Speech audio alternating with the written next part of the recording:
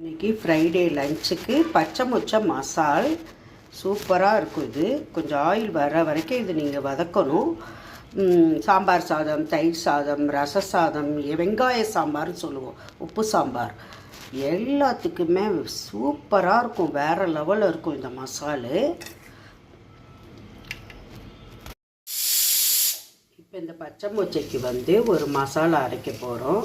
அதுக்கு கொஞ்சோண்டு தேங்காய் ரொம்ப வச்சிங்கன்னா நல்லா இருக்காது மசாலு. சோம்பு, மொச்சைக்கு ஏற்ற மாதிரி காரம் நான் கொஞ்சம் கம்மியாக 5 மிளகாய் வச்சுருக்கேன். பூண்டு இதை கொஞ்சோண்டு தான் வைக்கணும். இஞ்சி ரொம்ப கம்மியான அளவு தான் வைக்கணும். இதுக்கு உருளைக்கிழங்கு மசால். இது பழங்காலத்தில் உருளைக்கிழங்குக்கு வைக்கிற மசால் இதுக்கு பேர்.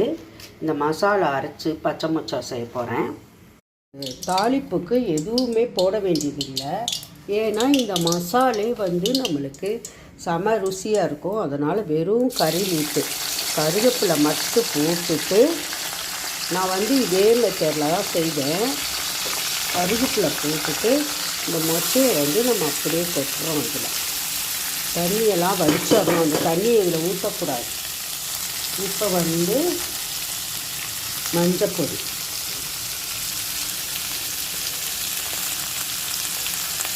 மஞ்சப்பொடி கொஞ்சம் போட்டுட்டு அப்புறம் இந்த மசாலாவை எடுத்து இதில் போடணும். மசாலாவை நல்லா போட்டுட்டு வதக்கணும்.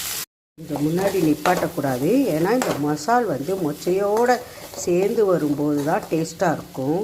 நம்ம ஒரு சாம்பார் ரைஸ்க்கு, தயிர் சாதத்துக்கு, ரசத்துக்கெலாம் சாப்பிடும்போது இப்படி தான் அந்த மசால் சேர்ந்து வரணும் மொச்சையோட.